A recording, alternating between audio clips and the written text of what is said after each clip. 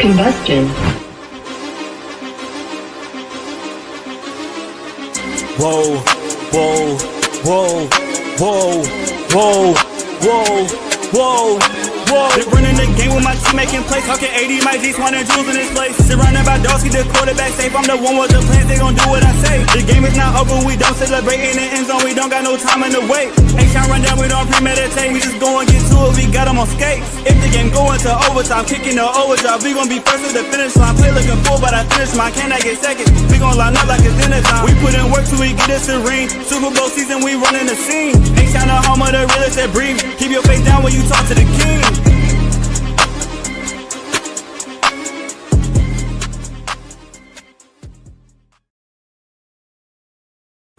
What up, y'all? Welcome back to another episode of the H-Town Rundown. This is your boy AB, and I got my co-hosts in the building. We got Clayton, we got Jules. How's everybody doing on this wonderful and yet sad Monday night? Blessed, cannot complain, man. We here. I'm blessed, but I am very, very disappointed, upset, sad, pissed, aggravated. Everything you can say about watching my team go down in shambles in the manner they went down in. So yeah, I'm not very I'm pissed. I really am pissed in the situation. So if you didn't know, if you were, laying under a rock, the Houston Texans took an L, man. A tough loss to the New England Patriots on yesterday, as they lost the divisional round game to the New England Patriots 28-16. It was a little rough. I know, Jules, you said you was pissed, angry, all the emotions. For the game itself, what are your initial thoughts? Because we're gonna touch on CJ Stroud. We know that's the main thing. But what are your initial thoughts of the game? My initial thoughts is past CJ, the amount of injuries and injuries that we had on the offensive side of the ball. When it came to Trent Brown, Schultz went out. Nico Collins had a concussion.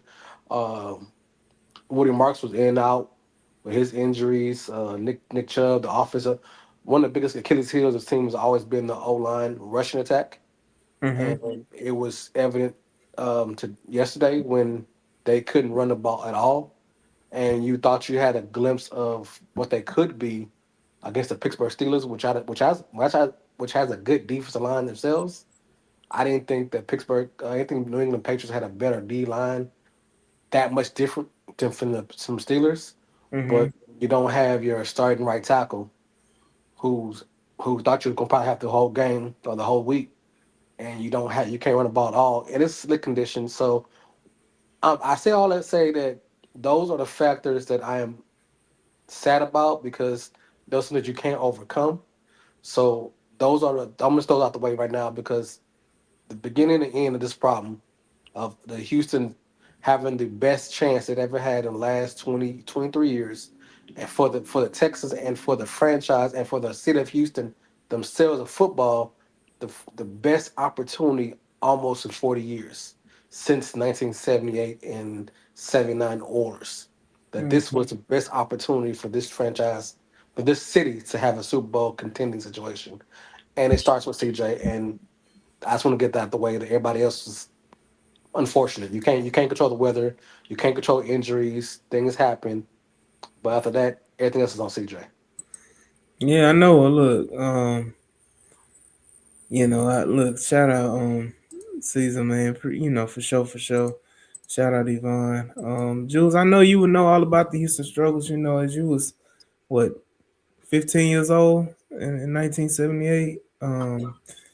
Yeah, I am the older person on this squad. Yes, I am, sir. But definitely, yeah, it's been struggles. What about you, Clayton? I mean, Jules basically said everything so eloquently. Weather, coaching, drops, much respect to the Patriots defense. They showed up. They made everything difficult. They played situationally sound. yada yada yada.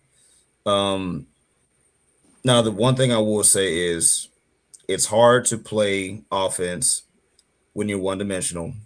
They couldn't run the football. That's been a story all year long. They have had a chronic issue with moving the with getting pushed at the line of scrimmage, opening up rushing lanes on a consistent basis. Um, Joe Mixon obviously wasn't here. Nick Chubb didn't work out. Woody Marks, he's done admirably, but is he really the guy that's going to be your bell cow? Probably not. Jawar Jordan didn't play. It's just a whole mess. So to say that I'd be fair, I'm fairly trying to say it's hard to play offense when you have to play in a way that the defense assumes you will. Having said that, Jules already said it. All of Houston knows it. The national media knows it. The whole world knows it. CJ Stroud had the worst 2 game stretch, arguably, for a Texans quarterback in franchise history. Arguably. Hmm. Given the, No. Hold on. Not in Houston franchise. NFL history. well, I was trying to be nice, but yeah. Oh Um, no, and no more being nice. I mean, it's one of those things. It's one of those things where, and we're gonna get into it later, the press conference snippets and all this stuff. But it's hard because normally you don't try to blame one guy, but when you stink that much out loud, it was one guy, and it was CJ Stroud. So I don't have much else. I really don't. what you got, AD? So for me, all faith, all hope, all positivity went out the window with Coleridge Bernard Stroud the fourth Full on government. Sunday. He has done nothing to give you any kind of inkling that he can figure it out. Um, Unfortunately, realistically, Coleridge Bernard Stroud the fourth is going to be here Correct. for the next year at the very least. Um, what else happens after that? Who's It's to on say? him. You know, I know one thing that 110 tax that I've been preaching for the last 4 or 5 months, that's out the window. Um, we ain't touching 100 with Will and CJ unless they give 100 to Will by himself. Right. Um, so it's just that situation. Um, he let the team down. He let the city down. Um, he didn't do anything to encourage anybody going into next season. Mm-mm. If anything, he's caused more of a divide in a situation that Houston Texan fan base has had these last few years when it comes to their quarterback. There was a lot of back and forth and a lot of divide with Deshaun Watson. Then there was a lot of back and forth and divide with Davis Mills. Fortunately, at this point, Coleridge Bernard Stroud IV has made it very, very easy for fans to pick what side they on, and everybody's in agreement, and they all on the same side. That's rare. That That that's rare. that Mostly, huh? mostly. About 96.5, Yeah, about you talking about it. 96.5%. You got an A. If you was grading it, it's an A. It's about It's 96%. an I rarely do you see a fan base be this united in unison over the same thing. Right. A. Mm-hmm. Rarely. And the crazy part, he has more playoff wins than everybody in Houston. Everybody, all the Texas fans, all Texas quarterbacks prior to him. Yeah, but they've never had this kind of defense before. Right. When you have a defense that has equaled the scoring total of all 3 opposing offenses that you've beat, Mm-hmm. like Mm-hmm. the Yep. definition of being carried. You can argue the first season was the one where outside of the back-to-back pick sixes, CJ did go off. Like he had his best offensive game in the postseason of his 3 years here. Outside of that, it's been getting carried. He got carried. He got carried all year. Yeah, The defense, no matter who was on under the center, they got carried. carried.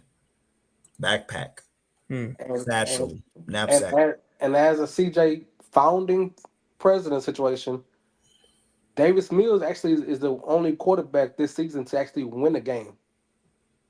Yeah. And Jules, we talked about it offline.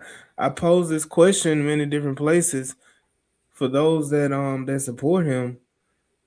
Name me a game this season that CJ Stroud has won himself that you can point to. Name me a game this season out of the 19 games that we played, That and he himself. or the 16 that he himself played. Name me any one of those 16 that you can attribute to say yes, that win was on CJ Stroud. I I'm really trying to think about it. But the only thing you can say is he put up enough points early. He hung in there in the third and fourth quarter to not do no harm. But to say that he put the team on his arm, his intelligence, his quarterback skills, his master of the offense, there's not one Mm. game this season. Mm. And then any game you can say the lead was insurmountable in favor of Houston. Like I'm thinking of right. I was just about to say CX easy, Baltimore, but that don't count because that was just a complete demolition job. Mm-hmm. Um, you can say the 40, you know what? The 49ers, but even then the defense balled out. But I still look at the 49ers game as like arguably his best offensive game, but that does not answer the question The of defense did still he. won that game. Well, that's what I'm saying. Like the defense balled out. I just say that because Nico was also out, so there was that. But still, it was not CJ lead us to victory. CJ, your mastery from the pocket was the underlying theme of the entire game. Like it was just, the same thing. So it doesn't really answer the question. But And don't forget that the 49 defense was very yeah, I think they depleted. had like 4 or 5 guys starters out. And Mhm. honestly, to your point, Jules, yeah, Davis And Mills no led. Brock Purdy. Yeah, Davis Mills led multiple game-winning drives, like multiple. Mm-hmm. Jacksonville, Tennessee, heck, even the Colts. Like even that one, Week 18, we count that because it was backups against backups. That's a wash. Right, and So that's why you say when what he did, he's good enough in the to get you a lead in the early and let the defense play, yeah, but he's yet to come back or when the defense gives you just enough for everybody up, and then he said, okay, well we need you to score or this defensive effort is done. He doesn't he hasn't done it all season. He is putting up these numbers and these touchdowns early or these field mhm. goals early. But then it gets real required in defense. He just sits on and let defense do the work. But he's never been a point where he done it, and that's why he's a shade better than Davis Mills. As people want to say, the late takes drawn drives. Yes, that's great to win the games, but at least CJ ain't never put you in position, other than the last playoff games, for defense to be in that situation to win a drive on him. So it's complicated. Yeah, look. So what you're saying, Jules, is CJ Stroud is a front runner. Yeah, So Oh, the glasses. yeah, no, it's just the point of that CJ Stroud, man, or Coleridge Bernard Stroud the fourth, Dang, I thought he had his name back. no, that he needs to figure it out. I mean, at the very least, and we'll play a clip or two of the press conference. But the fact that you went on, we'll talk about it because I just feel like where his mind is, I don't think there's a lot of accountability. Mm-mm. Not self Um, accountability. no, not at all. Like you can say the right things in these press conferences and take the blame and take accountability in that form, but I don't feel like he fully takes the full weight of what really just happened, especially if New England goes on to play in the Super Bowl and it happen. It may happen that they win the Super Bowl. they They should. may.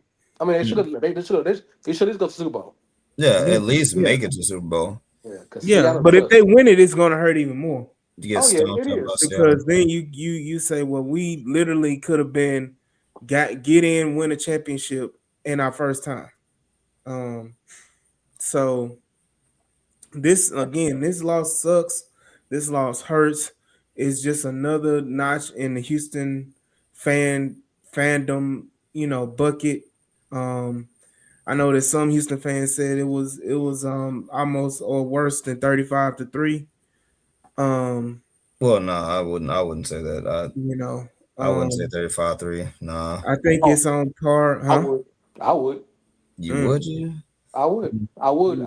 Because you knew the Kansas City Chiefs were a better squad than you. You knew they had offensive explosion No, capabilities. Oh, you no, no, you talking dude. about 24. You Oh, we talking about talking 24-0. 35-3. I'm talking about 35-3. Yeah, I'm taking Bills and 35. I'm Oilers. taking 35-3.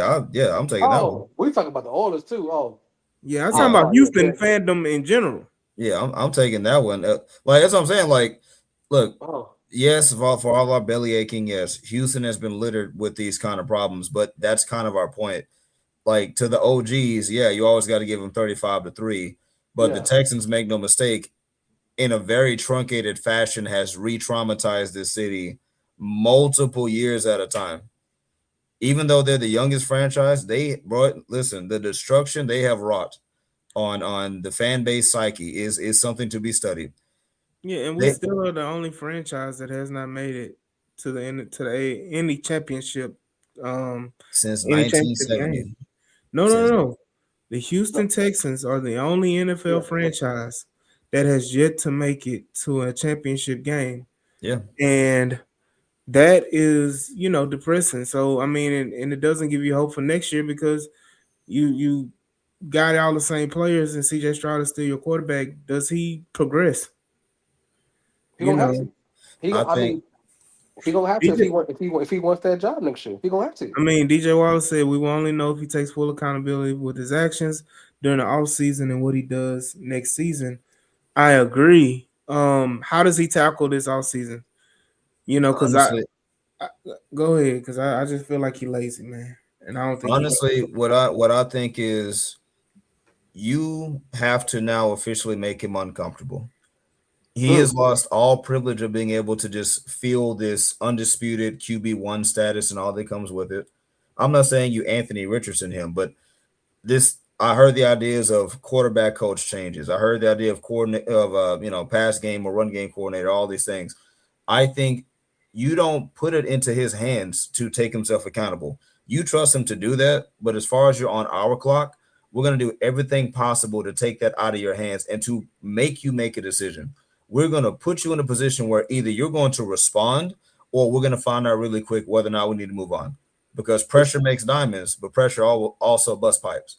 It's So not like I think, it's like they need to stop calling him. Hmm. yeah, I mean, absolutely. I think you have to take the choice out of his hands. Like we talked about that earlier today on the phone. Like you just can't let him walk around the building as if, everything's the same. Take it out of his hands. But it just depends on how aggressive do the Texans want to be. They got to be real aggressive though, Clay. They got to. You have to be really, really aggressive and really, really harsh with him because you are at the point where you have to do a fifth year option and figure out if you have to find a quarterback within the next 2 years. I wouldn't even do the fifth year. Y'all better than me. I'm just saying as an argument point. That's why you have to be harsh on him because you don't know what you have. You don't know Mhm. if the 2 year success that he had these past 2 years where it still was shaky, but you saw some glimpse of hope of matureness and offensive minded just to do better. Then you see when you have a OC, which I'm not saying is the best in the world, but you can see that he has some knowledge and some skills where he's working on that tells you that he needs a better quarterback to run it, and it's there because the plays are open. Well, I was gonna say to AD's point, he said CJ is lazy. I think it's more of I question how much does CJ care about the finer details of what it means to be an NFL quarterback. To be great. Yeah, that's the lazy part. Like that you don't want to take the time to go and master the things that you need to master, the little things. Yeah, Learning, offense. Yeah, even learning the playbook. Like you're too lazy to master the playbook. Like we've had procedure penalties, illegal motions, illegal shifts all season long.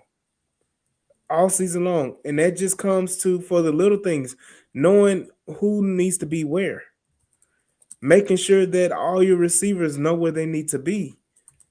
We got a freaking illegal shift penalty because Jalen Noel didn't know where he needed to line up. So all of these things, kind of compile and grow into something bigger than what it needs to be. But he definitely has to figure it out because again, I'm on the side of I'm not giving up a 5th-year option for him. I'm not paying him $26 million. I'm not doing it. And at the end of the day, I don't want to fall into the trap where you pick up his 5th-year option. He knows he's on a essentially a contract year. And what happens always in any sport when the player's on a contract year, they ball out for whatever reason. Whatever's been holding them back, whatever's been stopping them, whatever's been making them, kind of digress. When they're on a contract year, they ball out and they act crazy. I don't want ever go in that danger zone with CJ or Coleridge where he balls out next year. We make it to an AFC Championship game or whatever, and then he's up there with his hand out talking about I want my money, Well, and I'm not doing that. I'm I not can doing it. I can disagree with you a little bit on that one. Is on those kind of players, you never see the greatness or you never see the shine. You don't really see if they could turn the page. It's like, okay, all of a sudden they turn it on and you've never seen this greatness happens. With CJ, you can see it in the first 2 seasons that he has the potential. And even in this 10-game win streak and even in the losses that he's done, you can see the quarterback play of a good quarterback. Hmm. It's just decision makings that he struggles with. So it's not his arm talent. It's not his ability to throw the ball. It's not his ability to run when he needs to run. It's his decision making. That's what you're banking on. Because if he's a good quarterback with the whole traits and skill, he Hmm. is a good quarterback. It's the interception of the mindset of not being fully committed to being that extra level. So Well, that's why I said it's very hard to judge because you do have 2 years of success. You do have a 10-game winning streak. You do have Well, these will you balls. call his second year successful? Like that successful? I mean, the last game was the playoff game. It wasn't on the offense. It was a defense. Mm. This season you can clearly say the defense was 10 times, 100 times better than offense. Unworldly, Unworldly. ungenerational. But you couldn't say that mm, last year. They were good last year. So, but then the offense were 50-50. They ran through all last year 50-50. They wasn't really the offense wasn't really better than all them because they had their struggles. The defense wasn't better than they had their struggles here and there. But when it came to the playoff game against the Chiefs last year, if I'm not mistaken, or whoever it wasn't the offense that lost the game for them. Mm-hmm. Could have been better, So, yes, but you put that on the offensive scheme, and we all knew Bobby wasn't over his head. But now, what do you have? And that's why it's the huge what if. And I get what you're saying where you're scared to give CJ the 5th-year option, but what do you really have? And that's what I think Clayton said earlier is you have to really ball out this offseason and focus on upgrading as much talent on the offensive side of the ball. And I'm not saying you just sign and draft all the high quality. I want high quality players. yeah. I mean, you had an argument on a couple weeks ago when you compare the defensive high quality yeah. defense players they have versus the offense. The defense wipes the floor with them. Mm-hmm. You have first round pick, second round pick, Pro Bowlers, all That's what pros, the investment was. right? So, and I'm for me being a CJ supporter, I don't want this to sound like I am giving him excuses, but that offensive system and players are really unproven. You got an injury, Christian Kirk, who comes back injured every year. Nico Collins is always out missing games. Schultz had a big year, but that was an anomaly because a couple years ago he wasn't that strong. Your old line is still patchwork because you and oh, once again I'm not trying to give him any credit, but when you saw the old line versus the Patriots defensive line with that left guard and center, there was no way you could run the ball against that. Patterson and Jake Andrews were the same size as me 10 years ago when I was a slim young man. Against those powerhouses of the Patriots they had no chance. They couldn't even I don't think they even attempted to run the ball on the left side but 3 or 4 times. Yeah. Because they couldn't. Mm-hmm. And one play, they wanted the tight end to come from the right side to the left side. He got pushed back so far that whole play, and that led to an interception. And I don't want to give CJ excuses. I'm not going to do it. But when it comes to talent of the offensive side of the ball, it ain't that much talent, especially not young talent. Yeah, look, I understand, Larry, but that football ahead of him may not be with the Houston Texans. It could be. It could be, and I'm not arguing about not being worried about the 5th year option. I'm not imagining that you don't want to do it. But I can understand in the room when you assess the situation as a whole that's the key reason why you have the 5th year option. Is before you guarantee a contract that you really can't get out of. It's that let me give that one more year. Let me get the franchise tag. Let me see if I just do a little extra more that you can progress. And that was the whole beauty of the 5th year option. Yeah. Hey, so Topper from Florida said Drake May's offensive line is no better, but he still performed this. It's He excuses for CJ at this point. he didn't perform. Don't let's not go that route. The dude had damn near 4 fumbles. Yeah. He had 3 touchdowns. The one touchdown to Bouye was a just a phenomenal catch. Yeah, I mean He threw that was a Herculean catch. That was like one. that's Yeah. it. Let's not pile on CJ and make I these mean, safeties. if you wanna look at it, I would say Yeah, the one touchdown was, I mean, all three of them were the receiver making great plays. yeah. I'm not Douglas doing that. Douglas making a play and being able to, break away from Bullock. Bullock kind of jumped the route. So I mean, that's not much on. I don't feel like that was just an excellent play by Drake May. What up, DQ? And then Diggs again, like Brandon saying, that Diggs catch was crazy. That Diggs held on to that. He Sam know was how to able to take he know how to grip something around, don't he? huh? He know how to grip something around, don't he?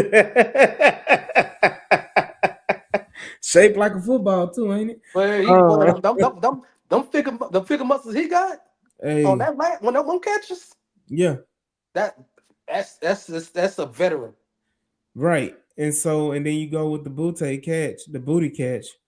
Um, it's crazy. Straight from there to down. But the booty catch is that that was a one-handed perfect coverage from Derek Stingley. And you can say a good throw from May, but normal receivers aren't making that catch. He threw it where it was gonna go out of bounds, or he had to make, like you said, a hurricane effort. And even with CJ, and where we go, when CJ was trying to throw the ball out, the defense back made a great Yeah. effort to get an interception. So Larry Payne said, "Let's keep it 100. Texans are moving away from CJ." Yeah, we've already said they're not moving away from him next year. Yeah, but I'm We don't know sorry. what's happening after that. I Anything that can happen after that.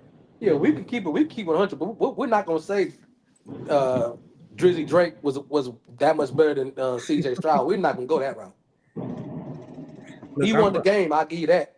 But we ain't gonna say that he was that much better with all line. The O line was did enough, and they ran the ball better than we did.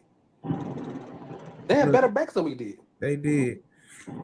I'm gonna say this right here. I'm gonna play this little clip. Give me a second. I'm gonna play this clip. From Jacob and Houston Stressings. They had it was a good clip about D'Amico Ryans when they asked him about Nick Caley and all that. So I'm gonna play this really quick. Let me know if y'all can hear it. It's very low.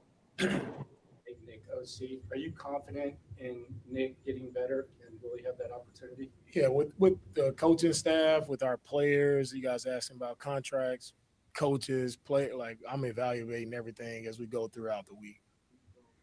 You made the tough decision to move. Yeah, so he said, "Give me a week, we'll figure it out." Um,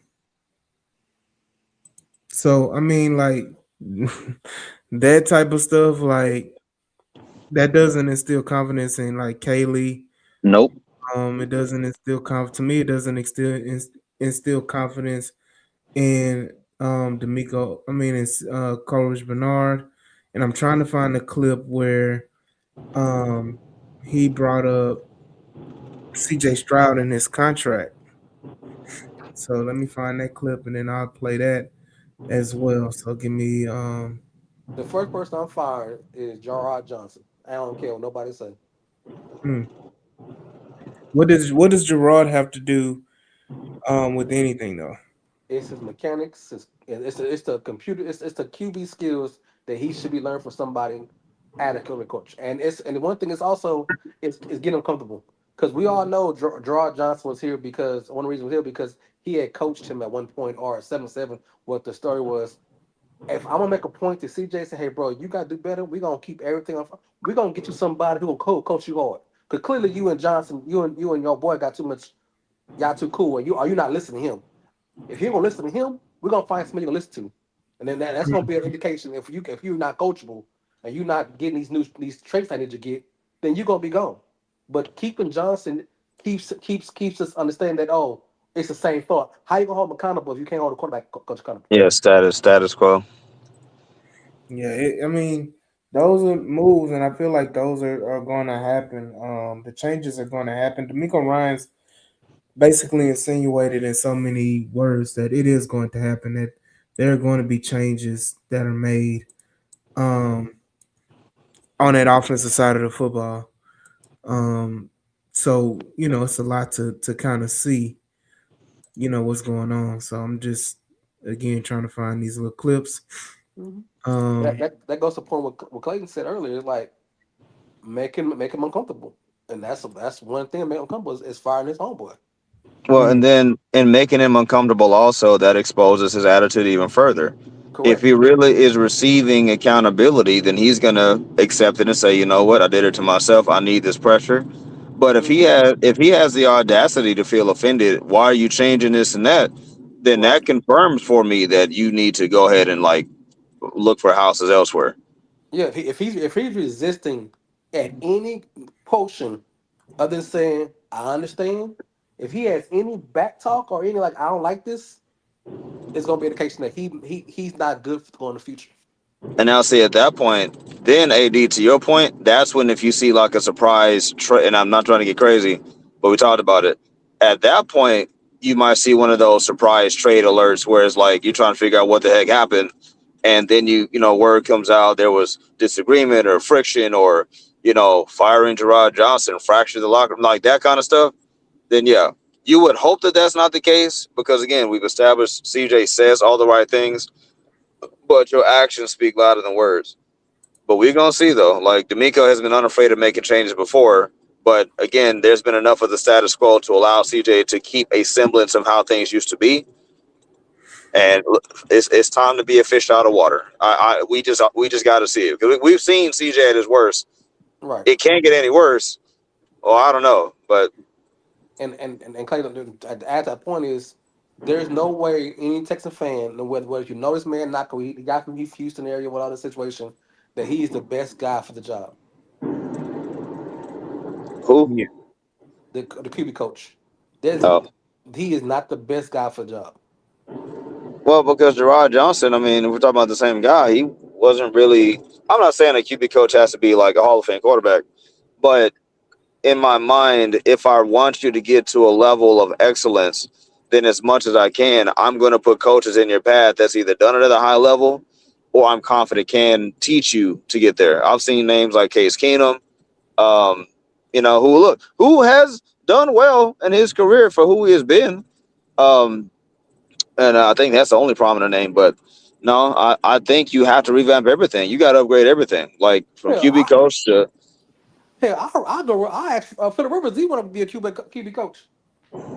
So I think that you also need to bring in a prominent name.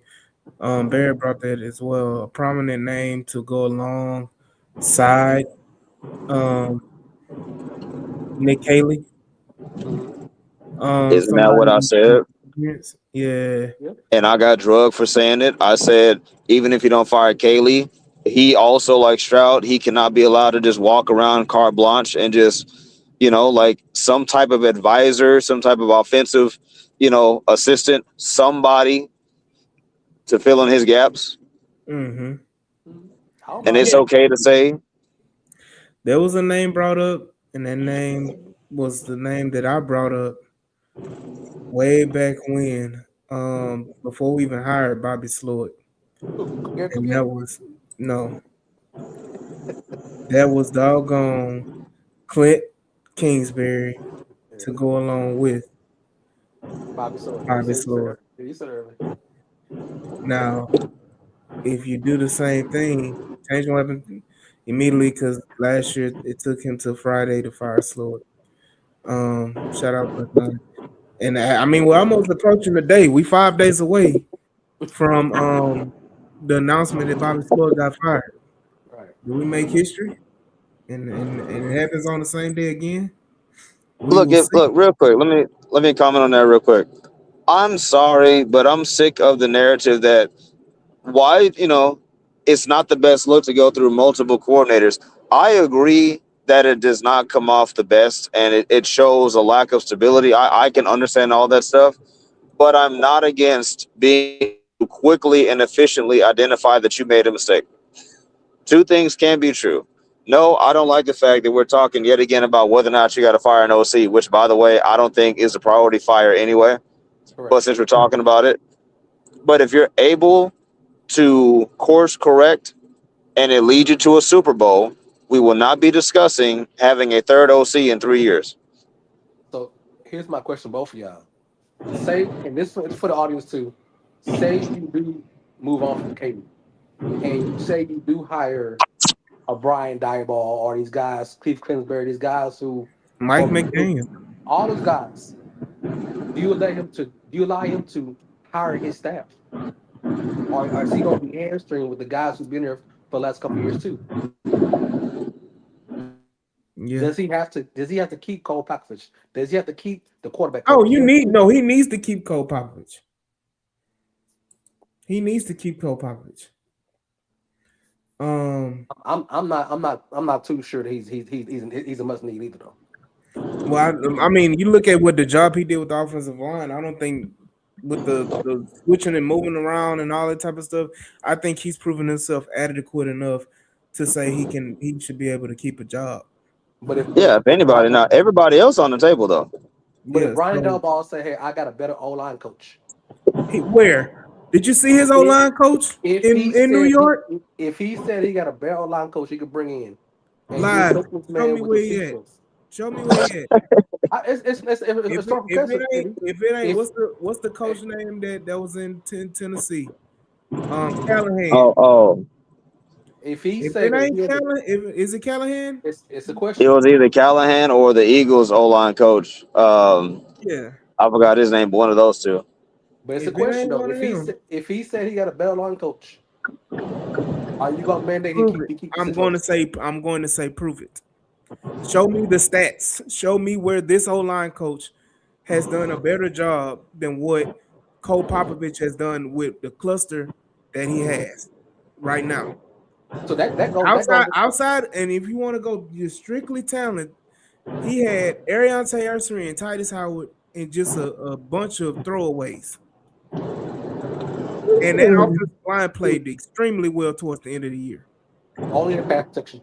But what were we worse at? We was always good in pass protection. Jules, come We on now. we Now just you trying to reinvent the wheel, and we're no, not we have doing that. always been bad at run protecting. We've always We've been bad been at run bad protection. at pass No, protection. we haven't. Rush protection.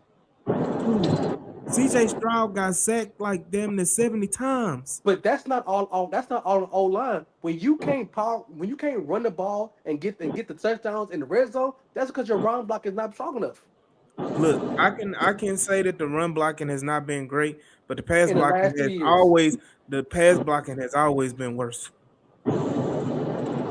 You can say run blocking is been bad, and that's a legitimate argument, but pass blocking for definitely has been worse. Well, you can arguably say that Right. CJ. Was the reason why a lot of them sacks too. And but that goes with a lot of quarterbacks, but the pass protection has been horrid. And I'm gonna answer this question. Topper said, how many head coaches have made it through 3 coordinators? How many head coaches have made it to the divisional round in their first 3 years? D'Amico Ryans is gonna get that grace. We're not gonna put D'Amico Ryans on any kind of hot seat. Oh no, D'Amico Ryans don't No, deserve not at all. Not at all. Not at all. He's the most successful coach in franchise history. Before you put D'Amico on the hot seat, you better put Nick Casario on the hot seat first. No, look, D'Amico Ryans, he has virtually all the influence in the building right now. That is, like, that's your guy. That's his team. That's everything. D'Amico. Lump said the Eagles are on their 5th OC, which is very true. But see, that's what I'm saying. There's something to be said about having a certain level of shamelessness of we're going to make changes regardless of your feelings. Like, if it's not working, I'm not going to keep doing it. And yes, I'm not saying like keep making bad decisions, but like this is the same Eagles team that won a Super Bowl after just paying Carson Wentz. When people call them fools, they picked up Jalen Hurts, and what do? Like, come on now. So this is not the time for feelings and all this stuff, bro. It's about results. It is a results-based business, and if it's about what have you done for me right now, that's all this is. Yeah, look. And the Eagles don't care. Look, and I don't want to dive kind of go off the rails with other teams. It's just the point of thank you, Brandon. Look, and that's fine. But I'm telling you this right now. Cole Popovich has done an excellent job. But the bottom line is you cannot be a run heavy coach, as y'all keep saying, as coach speakers said, you want a run first offense. Your run offensive line can't be this bad. It's not a one now. You need it. So that's why I said reshape this offensive ideology and become a run team. This is the first year that Cole was able to get a player. Would you say that Ursery is bad in run blocking? He all right. Right. But that's a guy that you can say that Cole handpicked. Everybody else he had to kind of deal with. Like it's like I got a whole bunch of different BS in my hands. I just got to figure out how to put it together. Like you got all these different colors of Play-Doh, and you got to make sure I'm gonna put it together to make something. So did he handpick Cam Robinson? Did he handpick the guard that couldn't make the team to you? Nope. You can't do that. You can't say he handpicked a draft pick, but he handpicked a free Guess what happened? You ain't gonna do that. You can't do that. That's okay. That's moving the goalposts. That's not moving the goalposts. You can't say he handpicked one thing, but he handpicked the free agency either. So name me. Okay, so okay. You can't do that. Name me. Okay. Name me. Let me say this. I'm gonna say it like this. Then he had very, very much. He had a lot of input in drafting Ariante Ursery because he was in those rooms. He was through the full draft process, scouting him and everything like that. When it comes to Cam Robinson and when it comes to Ed Ingram, that has Nick Casario written all over it. So again, if you say so, I mean, it ain't that they talk about that because we still it ain't. Black Line said agree with AD. Cole did his job this year. He fixed the stunt exactly. We couldn't keep Jules. That's how I know pass blocking was horrible. We couldn't stop a stunt for nothing. The thing is, when we're saying the O-line is improved, we are not saying they're a top 5 unit. I've seen people say that. No, they just advanced from horrid to okay to meh. Right. And for that jump. Hold on, and people saying it's top 5. Who said? Yeah, no. A lot of people say it. Oh, they I don't know who said. They smoking that good stuff. They smoking that good old Snowfall. The glaze. The glaze. I'm telling you this right now. You took an offensive line that was 32 in the league, and you made them top 15. Like, okay, and that is tremendous for this offense. That is a humongous jump, and I'm telling you this right now. That was the first thing that we said during this offseason. We are an offensive line, middle of the pack offensive line from getting to the Super Bowl. Right, is that not what we said on this podcast? All right, so there's no point. And we should have been in the Super Bowl. He should have. Yep. We're gonna say okay. We're gonna say because it's 4 new starters. Yeah. 4 new starters. So it was He talent. does need some talent. Like this is the thing between him and Strausser. Strausser had all the talent, but didn't know what to do with it. This man was half retired going into last offseason. Now you sound like it's dysfunctional from the front office. I mean, we can go there on another That's episode what too. I'll go to the Cole back next year with better talent. I see better. Mhm. Right now he's still flicking me. Huh? He's still But flicking. so this is Still the the reason status why quo. and I know we say Brian Daboll, but I just want to go back to Brian Daboll really quick. Brian Daboll probably coached one of the worst offensive line performances we've ever seen against the Dallas Cowboys. All I said was if you bring in this big name and they want to bring an offense coordinator, all line coach, will you give him authority because he needs to have full authority. Yeah, so this is the thing, and you sticking on online coach, but I need Ben McDaniel's gone. I need Danny. I need Look Danny it. Barrett gone. I don't I need care. I need Jim Moreland gone. I I don't. And need go. all these. I I don't need care these. anyone. No. I need these coaches, and this is what I said before you even hired Bobby Sloyd. The coaches that you have retained from Bill O'Brien, they've been some of these coaches have been here since Bill O'Brien, Correct. Lovie Smith. Correct. What's that boy name? 1 year, David Culley, David Culley. and doggone D'Amico Bill Ryan's. O'Brien. Like that's what I'm saying. I'm saying they've been through 4 coaching regimes. And They should not be here anymore. and this is my question. I use Cole Bachwich just because it's first in my mind. If you bring in a top veteran offense coordinator to be the head coach of your offense, do you allow him to bring his own staff in? Are you going to say no? I want you to keep 4 or 5 guys from my staff and just work with that. Are No, they you giving can't. him? You can't do that. You've done that 2 times with Slowick and with Kaylee. And that was my only question. That's a non-starter. But that's if they fire Kaylee. And that was my only question. I use So Cole Bachwich. Y'all must be in love with Cole. It's cool. I love Cole. Cole, look, Away from my question. anybody that can make rotten lemons make good lemonade, I'm good with that. Anybody that can do that, and then Daboll coached with Cole in New England, so why would he let Cole go? I know That's not that. that's not the point though. Y'all Yeah, getting that was just that was. I think he used the wrong name. Let's say if you would have used Mike because clearly McDaniel. y'all love Cole. Yeah. Then Tapa said, "Can you trust Caserio to build an offensive line?" That's not the right question. The question is, do I trust D'Amico Ryans? And the answer is yes. I trust D'Amico Ryans. I don't know about that one. I trust D'Amico. And I don't know about that one. I do. And the reason why I trust D'Amico is that I think D'Amico has the first year and the first 2 years, he kind of was hands off. He was like, I'm trying to figure this out. I'm going to let Nick do his job. He got me Will Anderson, so I got to trust him a little bit and go from there, right? Because he got him his defensive players. He got him, Nick Caserio. I think Nick Caserio drafts better on defense than he does on offense. Because he's leaning on Nico Ryans. What about the They're- defensive players that were here before D'Amico got here? Who's left besides? Well, I'm just not even saying who's left, It's but you look at the productive players that Nick Caserio. It's just Stingley. Stingley's the only person left, but that wasn't before D'Amico. Everybody else is D'Amico guys. What? No, Who that's else? not true. Who else? Pampa Power. Who? Pampa Power. Harry Totoa? No. Who had a pamper on their head? Oh, Petrie? Yep. Petrie was here. And when D'Amico got here, he had Jonathan Grenard, who was a productive player that Nick Caserio drafted.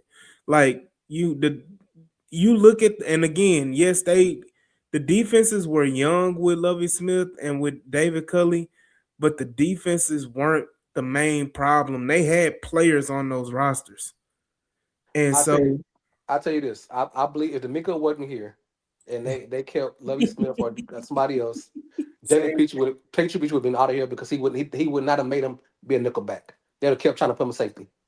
Man, look, I'm laughing because one says CJ got Juice questioning D'Amico. No, who said that? Y'all not listening.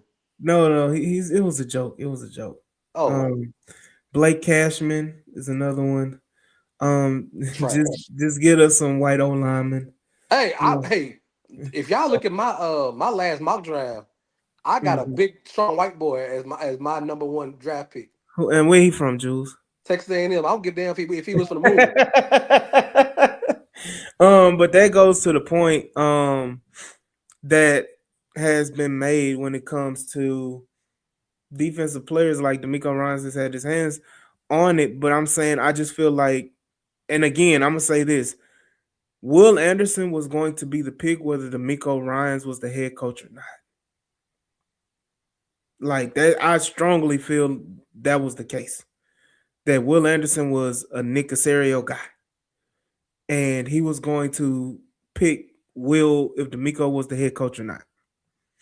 So, um, I look at the productivity of Ariante Arcer as a positive sign that they figured out what, and I feel like that goes along with Cole Popovich being in the room. Is that I'm identifying, and even if you want to say him picking Cam Robinson, him picking Ed Ingram, him getting Jake Andrews, they brought a different mentality to the offensive line that wasn't there.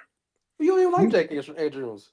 I'm not saying I'm just talking about the mentality part. I'm not saying that I like them or not. What they brought to this team, regardless, is that they brought a different mentality, a nasty mentality that they at the end of the day, this offensive line finished plays. They didn't do it every play, but you can go and find clips from every game where this offensive line, one of the five, put somebody in the dirt. How you know And that wasn't a player trait they already have? How you know that's my point, it's on Cole Jules. Popovich though? But that's my point. But you giving Cole Popovich credit for it though. I'm giving Cole Popovich the credit for identifying the mentality that he wanted. So if he wanted the nasty mentality, if they had to trade, right? I'm not saying he put the trade in them. I'm Mm-hmm. not saying that. I don't think if I say if that's the way it came across, that wasn't the point. The point was he identified players with the trait that he said, I want this trait on this team for this offensive line, and he went and got the players. If you want to say that, whether they're great or not, Cam Robinson had that mentality. Jake Andrews had that mentality. Ed Ingram for damn sure had that mentality, which changed the whole scope of the offensive line. They had the Laramie Tunsil mentality of I'm too cool for school, I'ma just do my job a little bit, make it look like I'm doing something. And it rubbed off on Titus Howard.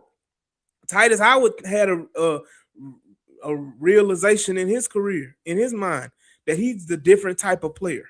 He's always been a good player, but you didn't see all that extra that trying to follow behind Laramie Tunsil that Titus was doing. Okay, we'll talk about it more. We'll talk about Yeah, we'll it. talk I about don't it want to get more, down because but we differ on Cole Popovich, but it's okay.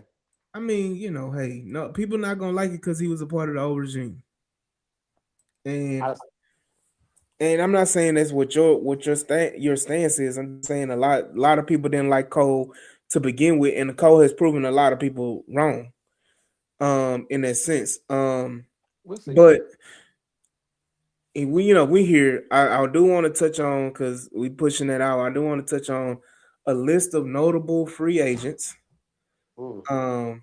on the defensive side of the football that are going to be very, very kind of impactful in how we're gonna move forward. Um, you got, and I'll just list them all. This offense and defense, but you got Christian Kirk, Jimmy Ward, Danico Autry, Sheldon Rankins, Derek Barnett, EJ Speed, Foley Fadakowski, Tommy Townsend, the punter, Tim Settle. That contract went by fast. Um, Tim Settle, Nick Chubb, MJ Stewart, Braxton Berrios, Dario Gumbawale, Ed Ingram, Kurt Heinrich, Naquan Jones, Leaky Fotu, Kayvon Wallace, Christian Harris, Damone Clark, Jamarcus Ingram, Trent Brown. I'm Can gonna I give you. Go ahead. Go can I ahead. start? Go ahead. My biggest name on there is Jimmy Ward, but I don't have faith in whoever called me out by now. I have faith in Miko. If Jimmy Ward on this team, even for a league minimal, me and D'Amico are gonna fight. I might lose that fight, but Mhm. I'm tired of seeing Jimmy Ward on this team. But go ahead. I'm sorry. I just the Jimmy Ward thing. Just Look, had to say it.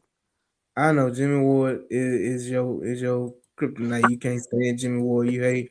I say it like this. He never plays. That's You can't trust him, that's regardless of what you feel about him. The best that's fine. ability is what? Available. Availability. And he's That's why I never keep saying. here. That's why I keep saying. Everybody keep saying Jimmy Ward. I hate it because he ain't never played. He'll play 2 games and say, okay, great. Then he lose 4 games a whole season, 8 games. I mean, come on. I'm sorry. I'm gonna say this, man. Look, Jimmy Ward never was a needle mover, and for me, I wasn't never gonna sit up here and stand on a soapbox about Jimmy Ward because he didn't never move the needle. He was, at the end of the day, he was supposed to be a mentor, and he was just Mm-hmm. and that was it. Like I'm not expecting Jimmy Ward or never expected Jimmy Ward to be a pivotal part of this defense. He was supposed to, though. No, he wasn't. Yes, that's what D'Amico brought him in. Like as you said, he was supposed to be the game D'Amico changer. D'Amico Ryans brought him in as a mentor specifically for Jalen Petrie. But to That but was to it. but to be a starter. Because you didn't have another safety at that point in time. And That was and once that and was once he before Kalen Bullock. That was before right. all of that. That was before then. That was D'Amico's first year. He brought in a familiar face Here it is. who knew his defense. That was it. And And that's okay. gave him an extension. He didn't give him an extension. Who gave him an He, extension? he gave him an extension. Who gave him an extension? Don't do that. Now you trying to device words. Anyway, You we know have who gave him an extension. we have an A&M guy that's on the first free agent. Yeah, so I'm gonna go down my picks. I'm gonna go down people I would bring back. And it's gonna start with the 2 defensive tackles. Well, 3. I would bring back 3 defensive tackles. Sheldon Rankins. I would bring back Naquan Jones, I like Jones. and I would bring back Tim Settle. I would say 4 defensive tackles. Leaky Fotu played well. Naquan Jones, Tim Settle, and Sheldon Rankins. I would bring them all back. As defensive tackles. You can let Foley go. I would also bring back Derek Barnett as well. Give him a nice little 2-year contract because he performed well as a reserve defensive What end. what's Tim Settle's injury? I think it was a foot. It was lower leg. It was lower leg. Okay. Nothing that was crazy. That would make you be like pause or anything like that. Who would you bring back, Clayton? If he's available. Me? No, I'm here. For me, can you hear me? Yeah. I can. Yeah. For me, look, maybe unpopular. Christian Kirk on the team friendly. I think.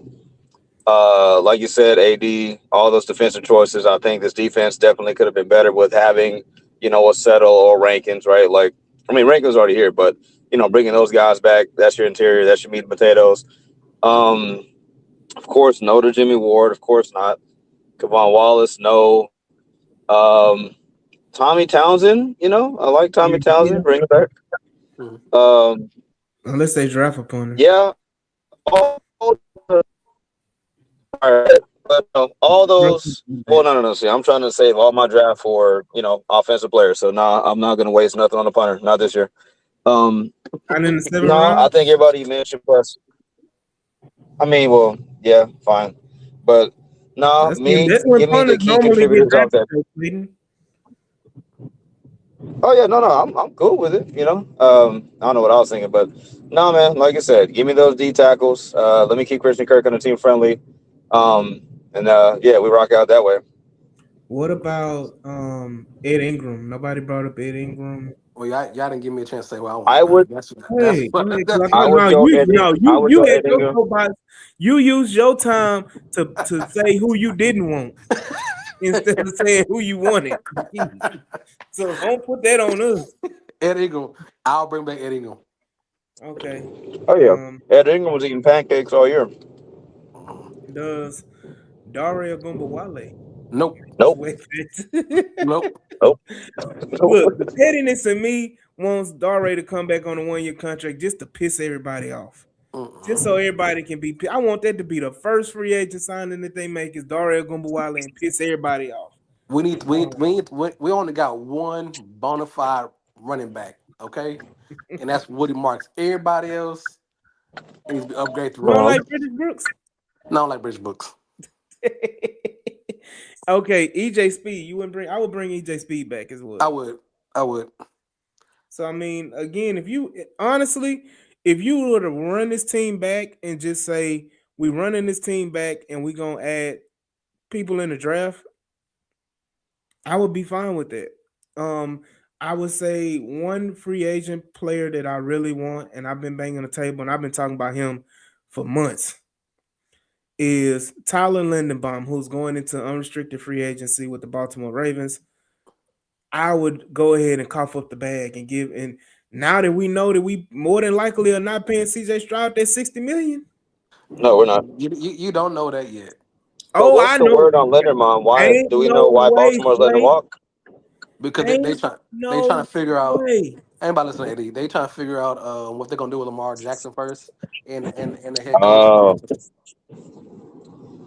okay. So Because Linderbaum is just like a casualty along the way. Then.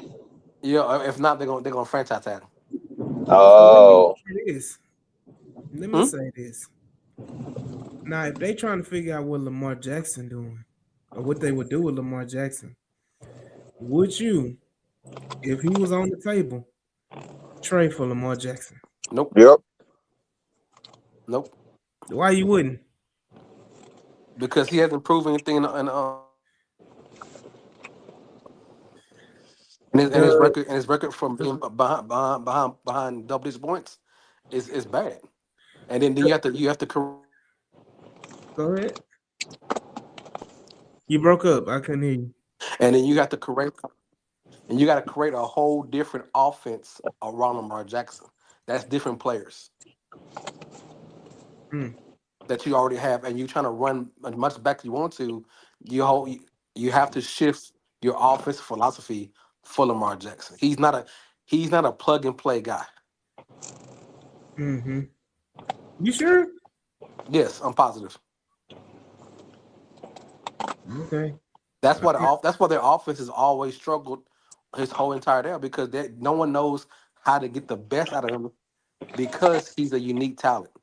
Well, it's kind of hard when my wide receiver one is Zay Flowers.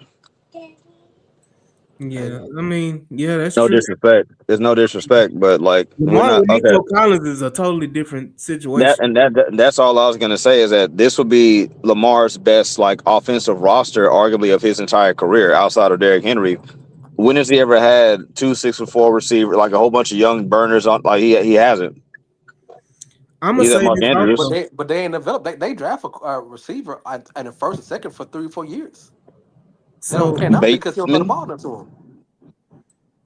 look, I'm gonna say this because there's a scenario that okay, let's say you do get, Hold on, who are we just talking fantasy? Because right now, because that's a hard pitch to sell that they're gonna trade CJ for Lamar. That's y'all really pitching fantasy. I mean, this is not Madden football. I mean, hey, anything's on the table. No, come on. On Now, this one right here. now, see, now, T is talking some craziness right now. I would say that the running backs are better and the tight end is better, but wide receiver wise, What about online? he talking about weapons. We I, still the whole line their whole line has been ours, Yeah, and our run issues, our run block issues don't run well with a running quarterback. okay. Who? Okay, Joe Burrow.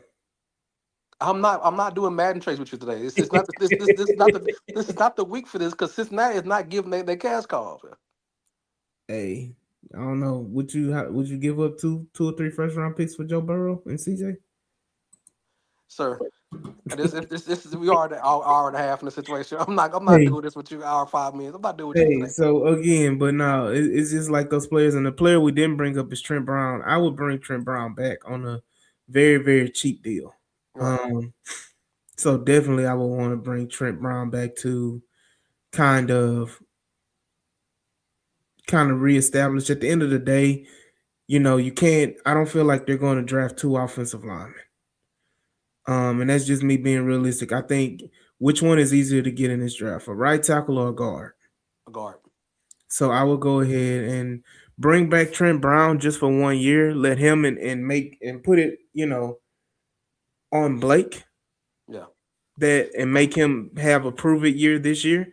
That if he can't beat Trent Brown out this year, then Right. Blake, then we went down the road of we wasted a second round pick. And the only reason I say guard this year because of how late are we're drafting in the process and how early we're drafting in the second round. Yeah, well, I mean, You- picks are only like not even 10 picks between each other. Right. So that situation, either you can get a guard earlier than you normally would because it's the bottom of the first round, or you get the top guard in the second round, which Hmm. with the pick from the Washington. So that's why I say Okay. it's easier to pick talent wise when you're going there, and you ain't got to trade up and down like you did Yeah. for Kenyon Green, all that stuff, and we go that back and forth. But that's why is the reason why. Now, if they didn't have the Washington pick, Hmm. that would be more hard to say because the from what I've seen, the guard talent, inside talent is not really great, but it's overall pretty decent. And I was like, if that's the number one need, I'll go again and get there early because I can get everything else pretty much later. Yeah. So Brandon said if we draft a guard and we have Ingram and resign Trent Brown, where's Titus? Look, I'm Mm. being honest with you. If we have Titus and we resign Trent Brown and we bring back Ingram as well, Ingram and that Ricky got to go at it. I'm basically saying the same thing with Trent Brown and Blake Fisher. Yeah, They got to go at it. I can You got to I can see battle it what out. you're. And at the end of the day, I said this before on this podcast. Having Ingram and Trent Brown raises the floor Yeah, of I the agree with you. offensive line.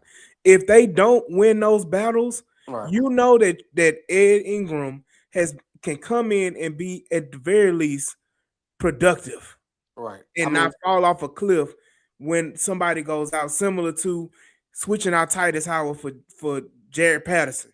mhm. You fall So off a cliff talent wise. You're not what gonna I fall off a cliff on that spectrum. what I said, with your logic, I see what your logic is. If you draft one, sign Trent Brown, sign Ed Ingram back, your O line is like I got talent no Mm-hmm. matter what happens. And Mm-hmm. if Tyus Howard is the best right tackle, and you draft the left guard, and he can do the job, and he's real good. He's shown real traits. Cole Balkovich sees the instinct in him to be nasty with it, Mm-hmm. and he can start with him. What's the problem having Trent Brown as your backup tackle? Right. Exactly. What's the There's no problem? problem. There's no problem with Trent Brown being your backup tackle, other than Jules said he hated Trent Brown and didn't understand why Trent Brown was even on his roster. I did, and Um, he proved me right when he couldn't go. Yeah, yesterday. 'Cause he can't be trusted. Clayton said it but earlier. Availability is one of the key things about being a NFL player. hmm So I mean, Shout out hey, to me like I know what I said. I eat all the crow. I've eaten crow by Jalen Petrie for what 17 weeks. Okay. look, Brandon said I want after the Titans game, I want to sign um, Trent Brown for 1 year, $3 million. Look, that's the thing about it. All these signings aren't going to cost you No. an arm and a leg. You bringing Sheldon Rankins back for like $7 million or something. You bringing back Tim Settle for 4 or 5 million. Like these nickel and dime contracts. Yeah, they add up in the long run, but you can go back and kind of maneuver it. I did a exercise today on over the cap. The Texans can easily create right around $70 million in cap space just by restructures and extensions. But how much is in any debt? Okay, you know what? We're gonna tackle that next week. We Yeah, go. We that's got a that's whole we got a that's the whole offseason. episode next week. We'll break Yeah. down and Okay. everything. But I did it, and it wasn't it wasn't debt. Like Okay. the players that you extending and restructuring, these Mhm. are players that you expect to be here. Okay. Like a I, Aziz, I'm gonna just give an example. Like extending the Neil Hunter for 1 more year gives you $17 million in cap space. okay. Extending Aziz Al-Shaair gives you almost $8 million in cap space. So, things like that, players that are going to be here, because all the players I did were players that are going to be here. If you cut Jared Patterson, you get almost $4 million in cap space. He be cut today. Like, you know what I mean? So, All right. so that those you can just stuff like that, you can create almost $70 million in cap space. I mean, if I'm cutting and I'm fired, Joe Mixon's already gone, and Gerard Johnson's already gone. Okay. Yeah. So That's at the end of the day, that's $8 million right there for Joe Mixon. yeah, Joe Mixon gone, $8 million. Boom. $8 million. And I didn't even count at that point in time. I didn't even count Joe Mixon. Right. I didn't even count Joe Mixon. So again, man, look, we've been on it. We've been talking about it. We all pissed off. We all irritated. We all frustrated. But again, man, yeah, man, it was one of them days yesterday, and we trying to get back on, which is why I told Jules, I said, and Clayton, I said, hey, let's run it today. Let's not wait till Tuesday, because I need to get this out and I need to decompress for a week. So y'all ain't gonna see us till next week. Yeah, I'm now on Facebook. I'm on Bleach Report. I'm done for a week. Yeah, I need to decompress. I need to kind of get myself together. But This hurt. yeah, this hurt. This is one-on-ones, man. This one-on-ones. This was the last thing we always held on to. The hurt was the Kansas City game. Yeah. 24-0, and this one topped that.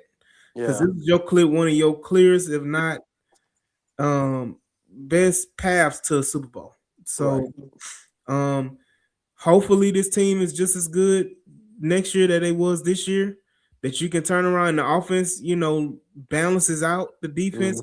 Not saying that it's gonna be nowhere near the level of the defense, but if it can just balance out and give you 24, 25 points a game, and go from there, and give us a chance. So again, man, we appreciate everybody watching us live, everybody in the comments.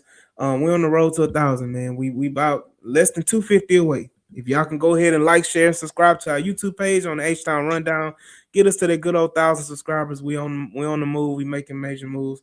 So y'all go ahead and support us there. Support us on Facebook. Support us on Instagram. Support us on TikTok. And support us on Twitter as well.